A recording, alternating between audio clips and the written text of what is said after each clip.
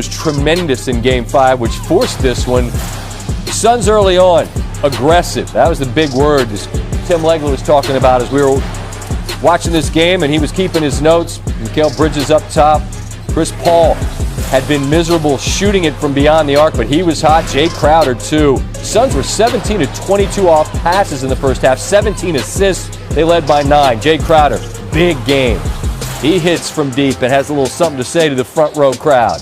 Then it's Devin Booker attacking the rim. Ty Lue, give him a ton of credit.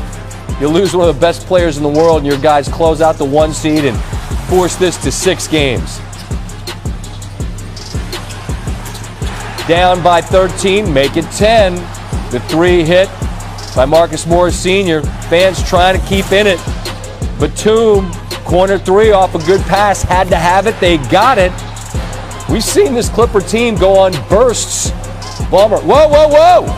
What are we doing? Whoa. Quick 10-0 run, and it was a 7-point game. But then Chris Paul, just spectacular. He answers once. Now in Batum.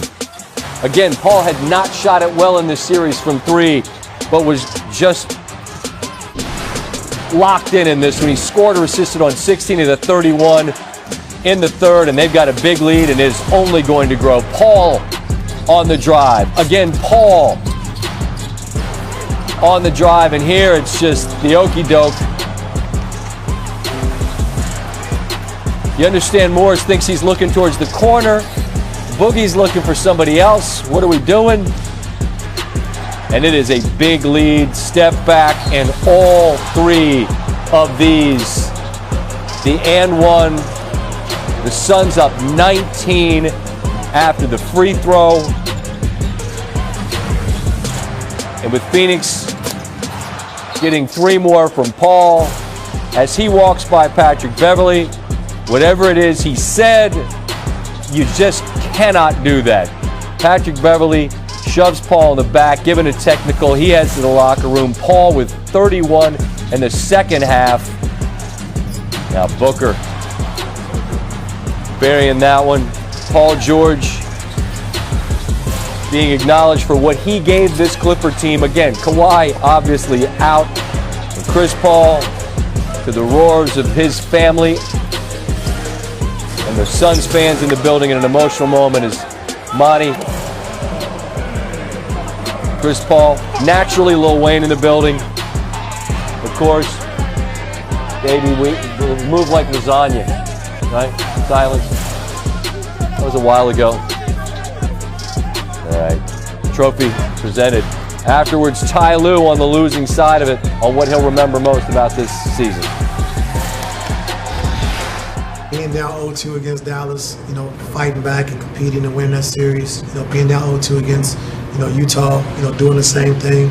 And our team shows a lot of character. When we're down, we can easily give up and give in, but we just stick with the game plan. Don't point fingers. We stay together. And that was just good for me to see that this year. So when I think back to this season, I think back to the playoff run we had, and being down the series, both those first 2 and fighting back and winning those. And, what we did this year was special. Tim Legler alongside, and Tim against a team in the Clippers and a coach in Ty Lue who've shown a whole lot of fight, particularly in situations like this where they're trying to climb out of a hole.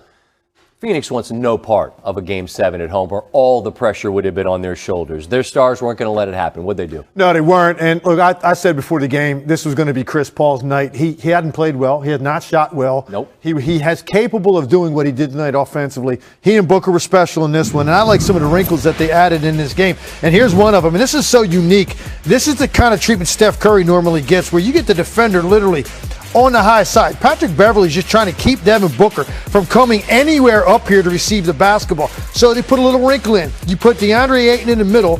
So now he's going to set this screen, and you're going to see Booker now flare out here.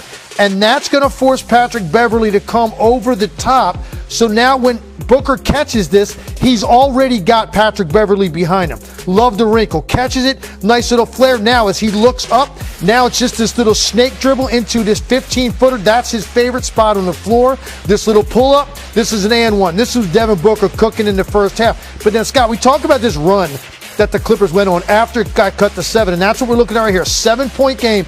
Well, how does this happen? The Clippers are in a zone. Let's take a look at exactly what happened. This is all Patrick Beverley's mistake, because right now they're in a zone, but they're matched up everywhere on the floor. You got 5 guys basically matched up in your area. For some inexplicable reason, Patrick Beverley decides to run over here on this pass. Now you get 2 on the ball. The one thing you can never have in a zone defense is 2 guys on the basketball, because it's going to lead to a simple pitch and catch right back here. Chris Paul dribbles in for Wide with 3. Why did I pick this play with not a lot going on? Because this might be the most important shot of Chris Paul's career. They just cut it to 7, and you walk into a 3, and you're ready for the moment you knock it down. And then here, another little wrinkle. Double screen. You get the first one here, the second one here. Chris Paul comes off, and really what he's trying to do is engage Boogie Cousins. This is the guy they want to attack. Don't see the second screen coming. He comes off. Cousins is reluctant to help because Ayton's here for the lob. So Boogie kind of stays flat-footed, and now Chris Paul is able to turn the corner, get to the rim. All this during that run when he put the game away basically single-handedly. Right. And, you know, like I said, he's a reluctant scorer. But when you get opportunities on big stages, big moments, he knows, look, I got a young team. I want no part of a Game 7, like you said, with a bunch of young fellas going through it for the first time at home and what that might feel like.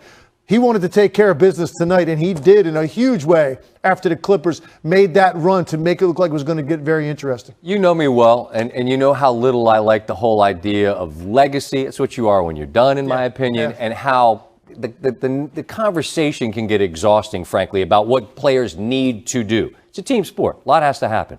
That said, the importance for Chris Paul to now have earned the right to play the most important games of his life. How significant, given the totality of his career absent this trip and what this trip gives him the chance to now do? The guy's considered one of the greatest point guards of all time. He was before the last 2 seasons. But for me, these last 2 seasons are really now would give you a much greater appreciation than you ever had for Chris Paul. Totally agree. And that's amazing if you think about those teams with the Clippers that he was on, with all that talent. And year after year, they're in the running for a title contender. What he did in Oklahoma City and what he did with this team, to take this team and lead this team to the finals with a lot of help. It's a very complete basketball team. I love watching this team play because they check every box. But for me, these are the 2 most significant years of his career. And to do it at this age, at what you think is like the end, the twilight's around the corner, nothing can be more impressive or more rewarding, I'm sure, to Chris Paul when he thinks about all those years. Probably on better teams in a lot of cases, but now to have this moment where he is so revered as a leader, to be able to come into this group and give them that essence of floor leadership that they desperately needed and toughness, man, this is like the icing for Chris Paul right now. And it's also the perfect spot, too, right? Because you got a 24-year-old superstar in Booker, and you got a big fella in Ayton who, as you said, like, not a lot of bigs in the game. You can stay on the floor when you're a big like that. As always, Tim, the time is so much appreciated. Thanks, Scott. We'll be talking during the finals. Oh, yeah. Can we welcome in Monty Williams now? Well, I'm turning the wrong way, Coach. Hi, Coach. It's Scott Van Pelt. Monty, thank you so much for taking the time.